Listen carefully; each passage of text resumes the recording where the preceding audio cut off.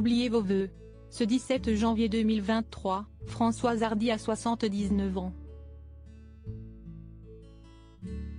Mais elle déteste qu'on lui souhaite son anniversaire.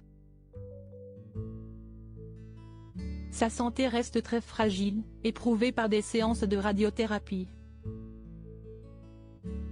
Et, germophobe, d'autant plus avec un système immunitaire au plus bas, elle vit en quasi-recluse dans son appartement du 16e arrondissement, depuis plusieurs années maintenant.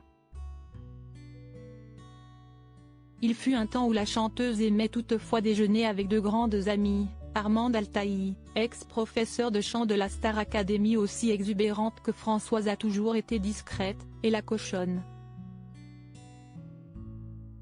Derrière ce surnom, trouvaille de Françoise, il faut reconnaître la Suissesse Suzy Wiss, ex-muse et maîtresse d'Iggy Pop, de David Bowie et de bien d'autres figures de la jet-set des années 70. Fille d'une femme de ménage, apprentie couturière et ancienne élève des Beaux-Arts, Suzy la cochonne, elle ne s'en est jamais cachée, elle l'a même raconté dans ses mémoires Guess Who is the Happiest Girl in Town, publié en 2020, fut une grande courtisane. Elle vécut sa jeunesse, comme on dit, à l'horizontale. À l'inverse de Françoise Hardy, complexée, transie d'amour pour un seul homme, Jacques Dutronc. Les Dutronc ont été ses voisins dans le 14e arrondissement de Paris, pendant des années. La cuisine de son appartement a, jusque dans les années 2010, reçu Serge Gainsbourg, Étienne Dao, Johnny Depp, Vincent Cassel et Monica Bellucci, ou encore Dave.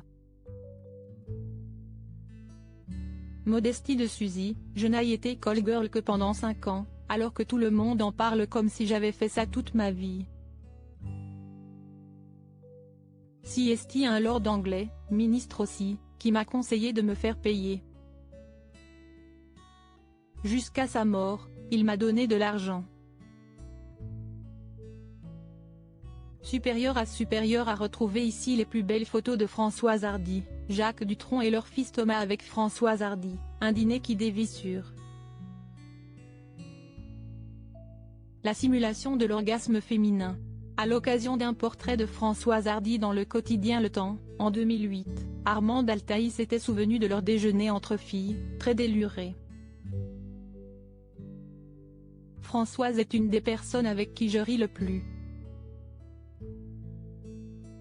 Elle adore les quiproquos, l'humour noir et les situations surréalistes.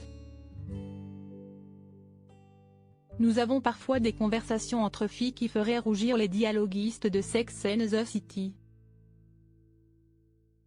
Armande, aujourd'hui désargentée, revenait en particulier sur un dîner durant lequel toutes les trois discoururent sur la façon de simuler des contractions vaginales lors de l'orgasme, dixit Le Temps.